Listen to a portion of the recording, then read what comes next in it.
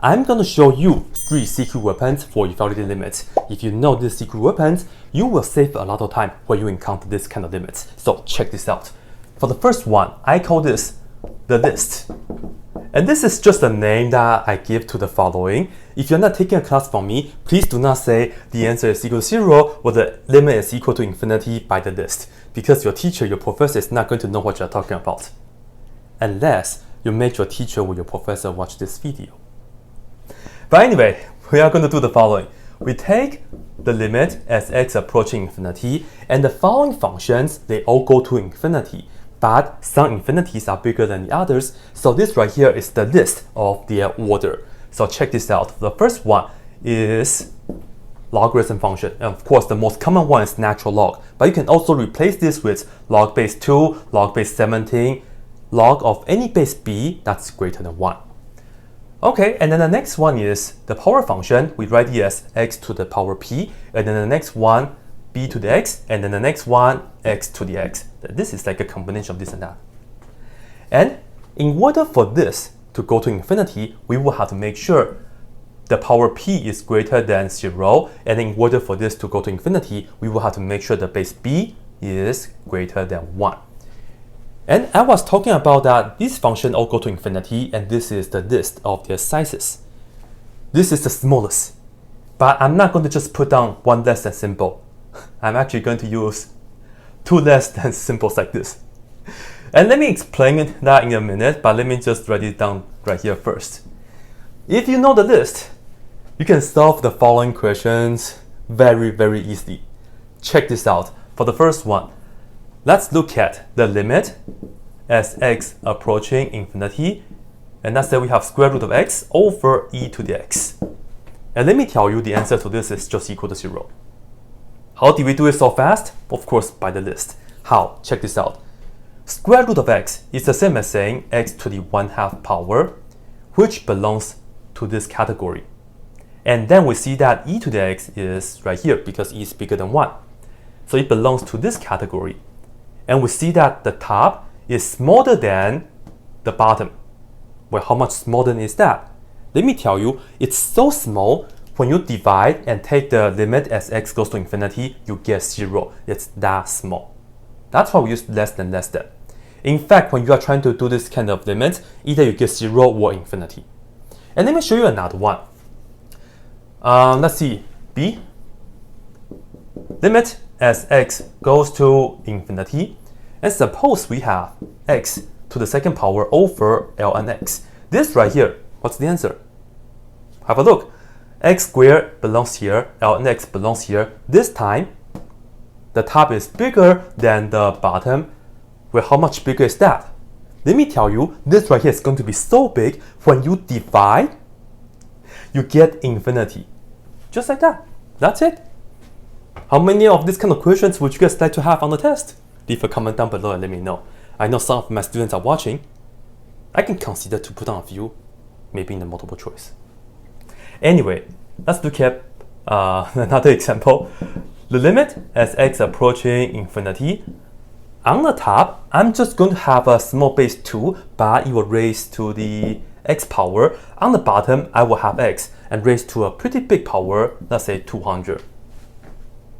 But you know what? The answer to this is just infinity. Why? Because 2 to the x is right here.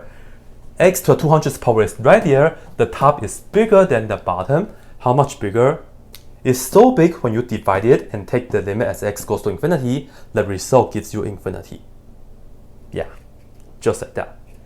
And you see, usually we just say like one less than symbol, such as we know 1 is less than 2. Okay, and then we can say, okay, if you divide, you just get 1/2, right? Or 0.5. But for this kind of things, again, just either you have the small divided by the big one, you get 0, or if you have the big one divided by the small one, you get infinity. So that's why double less than symbol, right? Double less than symbol for that. Last one, D. Let's say we have the limit as x approaching infinity, and I'm going to put down sine x over x. Hey, we didn't mention sine. But it's okay, because sine doesn't even go to infinity. Because the maximum value for sine is just 1. right? The range for sine from -1 to 1. It's finite. On the bottom, when x goes to infinity, we have infinity. So at most 1 divided by infinity, of course we know the answer will be 0. And I know this right here is not the most rigorous way to do it, but if you just want to figure out the answer, this right here is totally okay. The rigorous way to do this is we have to use what we call the squeeze theorem. I just want to mention that because I know some of you guys are going to send this to your professor. I don't want your professor to get mad at me. I want to have some math credit too. But before we go to the next one, I would like to just tell you, this is a list for functions, meaning that, you see, we have the x, right? There's also a list for sequence. Let me just write that down right here for you guys. And we will be encountering this later on in Cal 2 once we get to sequence and series. So let me just mention this briefly, and instead of x, we'll be using n. And then the biggest difference is that when we use n is meant to be a positive whole number, or maybe sometimes 0, depends on the situation. But you see the x right here, it can be any real number. Of course, it has to be in the domain of the function that we are talking about. Alright, so if we are talking about just positive whole numbers, then here's the list. We still have logarithm, that's the smallest, and then the next one is still a power function, n to the p's power, p has to be greater than 0, and then the next one is still exponential, b to the nth power, and b has to be greater than 1. And then last one is still going to be n to the n. So you see, so far so good. Same thing. We just change all the x's to the n's. There's one new function, there's one new to x's, but there's one new guy. But here is going to be a new person that's going to join the party, namely factorial. We put on n factorial. So for Cal 2, when we are talking about factorials, we will just focus on positive whole number for the n, or maybe 0 factorial, that's all. It's possible to talk about like half factorial or like 3.2 factorial, but that will be way later. So this will be the list later on. I just want to mention it briefly. And if you have that, then perhaps the little bonus is, what's the limit as n goes to infinity of, let's say, n factorial over, let's say, 200 to the nth power? We do the same way, right? N factorial is here, and then 200 to the nth power is here. Big over small. The answer is infinity, and then we are done. And now for the second secret weapon, I call this the fact. Sounds really cool, huh? Yeah. And this right here is just a straightforward formula. And that is, if we take the limit as x goes to infinity, and if we have 1 plus a over x raised to the bx power, this right here is just going to give us e to the ab's power, and that's it. And before I show you guys any examples, I would like to talk about where did this come from. In fact, if you look at the compound interest formula, which we have seen many times before, the amount that you can get is equal to the principal times 1 plus the interest rate measured in year over however many times you compound in a year raised to n times however many years. This is the compound interest formula, and if you take n goes to infinity, you get the continuous compound formula, namely PERT. The famous, or maybe the infamous, PERT formula, right? If you just focus on this part, from here to here, it's exactly what we are talking about here. Yeah, and of course, where did we get the E? The definition of E is the limit as x approaching infinity of 1 plus 1 over x raised to the x power. This is how we get the E. And we have seen an example on how, like, even though we get 1 to the infinity's power for the indeterminate form, but the answer is not equal to 1. It's about 2.7 something. So that's that. And now let me give you guys 4 examples. For the first one, let's look at the limit as x approaching infinity. And let's say we have 1 plus ln4 over x raised to the x power. First, we recognize that this right here is in the same form of that. And we see a is ln4. So let's go ahead and indicate that. A is ln4 and b is just the coefficient of x, which is 1. So this right here will give us e to the ln4 times 1. So that's just ln4. And of course, we can simplify that and we get just 4. That's it. Now, part B, let's look at if we have the limit as x goes to infinity, and suppose we have 1 minus 1 over square root of x raised to the square root of x power. We see this right here is quite different than that because we have the square root. But in fact, after a substitution, then we can see a very nice connection. How do we do it? Well, we don't want the square root of x. We just want to have like a variable here, right? To the first power and so. So let's do a change of variable or substitution. I'm going to just let, maybe not u because you guys associate u with integration too much. Let's use t. Of course, if you want to use u, that's totally fine. It's up to you, right? Anyway, t is equal to square root of x. And you see, if t is equal to square root of x, this and that would be just t and t. And then you see, when x is approaching infinity, you put it here, square root of infinity is approaching infinity, so we also have t approaches infinity. So we can take this limit to the t world, this is the limit. Instead of putting this down, we write t is approaching infinity as well, and then we have 1 minus 1 over, this is t, and then this is also t, which is very nice. Now the variable doesn't matter. This and that are in the same form now, and we can just do what we did over here. So let's see. We know a is, well, a is this number, but you have to account for this right here. So a is actually -1. So let's put that down. So I recommend you guys to always write down the a and b value, right? And then b is just equal to 1, so b is 1. So this will give us e to the -1 times 1, which is just e to the -1, and we'll write it as 1 over e then. 当地有. Cool, huh? Yeah. Alright, so now let's look at another example. See, here we have the limit. This time we have x approaching not infinity, but rather 0 plus. And let's say here we have 1 plus x raised to the 1 over 2x power. Now, you see that this right here is very different than that, huh? Because this is not even infinity, and then we don't even have a fraction. But it's okay, because we can just do a substitution. I just want to have like an x right here, right? But this is 1 over 2x. So I want to change this into just like a variable, just like what happened here. So perhaps that would be a good choice for be our t. We are going to let t equal this, which is 1 over 2x. And of course, once we have this, we can solve for x. We can just multiply the x on both sides and divide t on both sides, and we get x is equal to 1 over 2t. And you see, if x is approaching 0 plus, you put it here. 2 times 0 plus is still 0 plus. 1 over 0 plus is positive infinity. So right here, t actually goes to positive infinity. So these are the ingredients that we need. Have a look. Here we get the limit, and then t goes to infinity.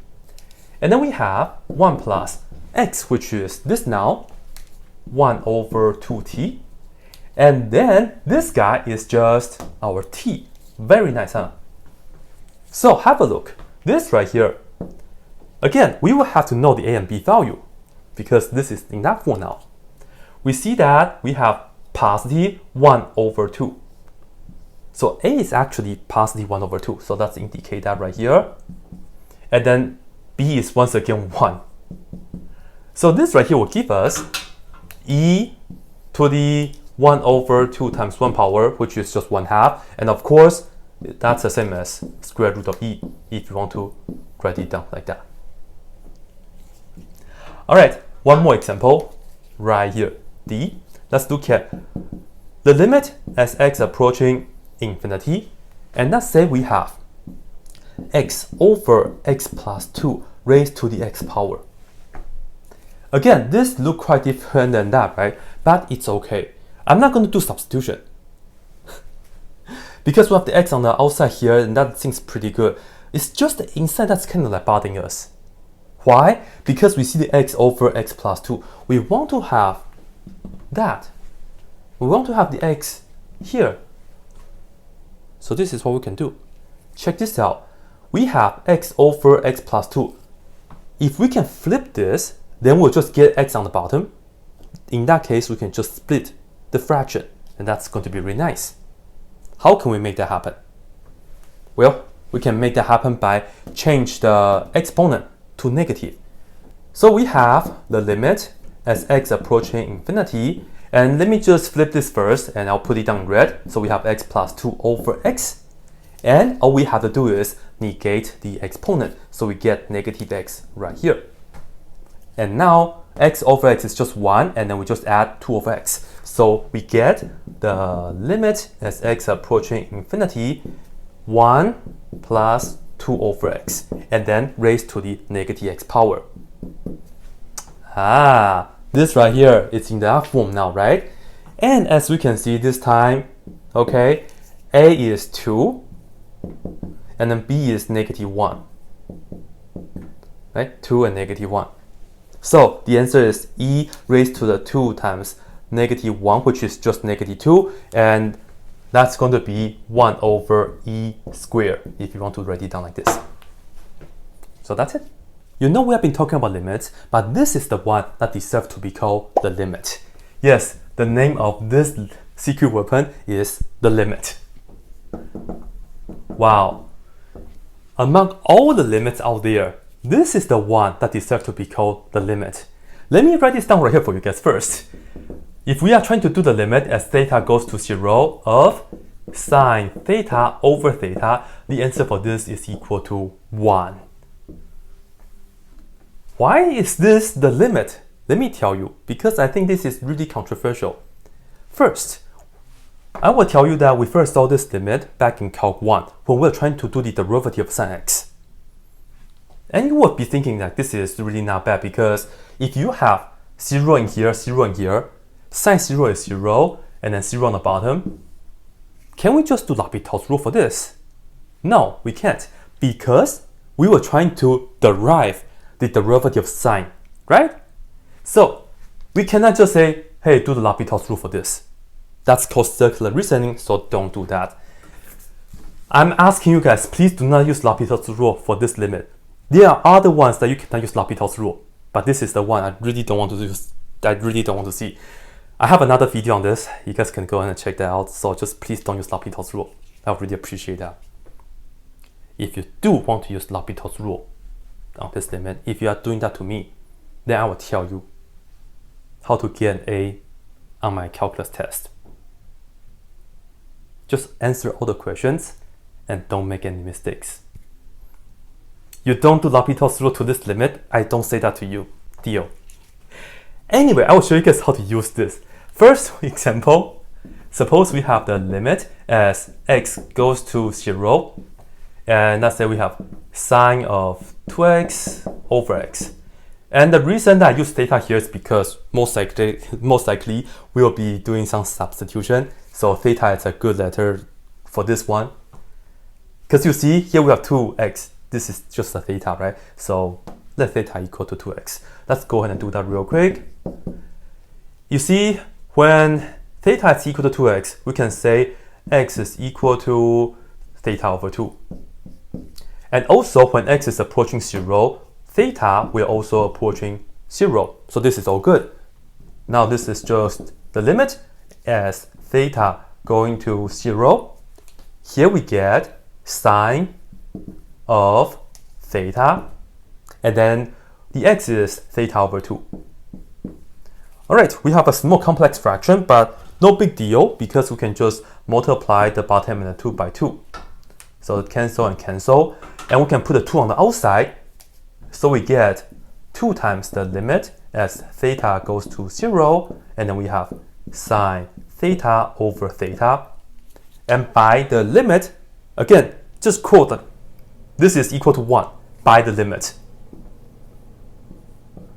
You can say by the limit for my class, or by using a calculator, or by looking at the graph, or maybe by the geometry proof, which is the most correct way to do it.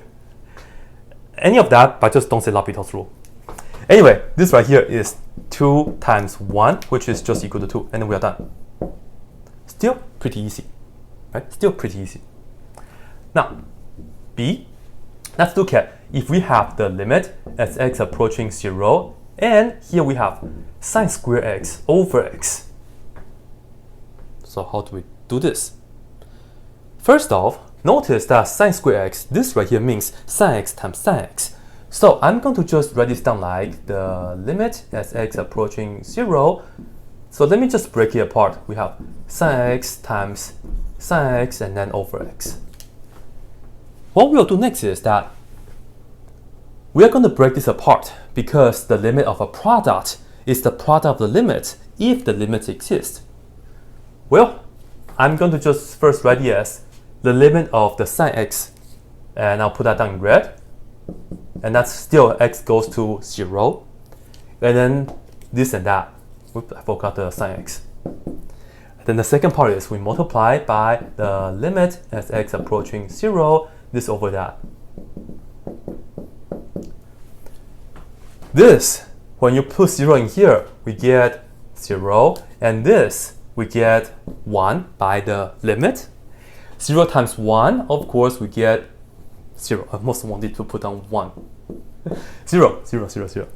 Now, for the next one, C, we have the limit as x approaching infinity. And then we have x times sine of 1 over x. And this is quite interesting because if we put infinity here, we get infinity times, if we put infinity here, 1 over infinity is 0. Inside of the sign is 0. So we have infinity times 0 in determinant form, but the answer is not necessarily 0. Check this out. Here, you see that we have sine theta, but this is sine of 1 over x. So, of course, do a substitution. Let theta equal 1 over x. When x goes to infinity, we see that theta will go to 1 over infinity, which is just 0. And then we can also solve for this x. So multiply x on both sides, divide theta on both sides, x is equal to 1 over theta. So take this limit to the theta world, we have the limit. This right here is just theta goes to 0. X is that, which is 1 over theta. And then we have sine. This right here is nicely equal to theta. Ladies and gentlemen, we have sine theta over theta, and then theta is approaching 0. Therefore, by the limit, we know this right here is just equal to 1. And then we are done by the limit. By L'Hopital. No, don't do that. Do not say by L'Hopital's rule. Your teacher will be really, really happy. And you see in this case, infinity times 0 in determinant form, we actually end up with 1. Cool, huh? Now, D.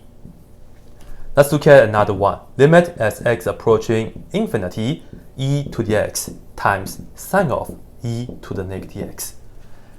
It looks quite scary, and if you plug in infinity, you get infinity times 0 in determinant form as well. But in fact, it's the same idea. We can just put theta to be this first. And of course, when we have e to the negative x, this right here is the same as saying 1 over e to the x. When x is approaching infinity, put it here, we'll get 0. So we know theta is approaching 0. And we can also solve for e to the x. Multiply, divide. So e to the x is equal to 1 over theta. So we get the limit as theta approaching 0. This is 1 over 0. And then this is sine of, 1 over theta. Sine of theta. And ladies and gentlemen, congratulations. This is equal to 1. And you just learned the 3 CQ weapons for solving this kind of limits. If you need more help, you guys can check out my other videos for more Calculus 2 tutorials. And I wish you the best for your Calculus 2 class. And as always, that's it.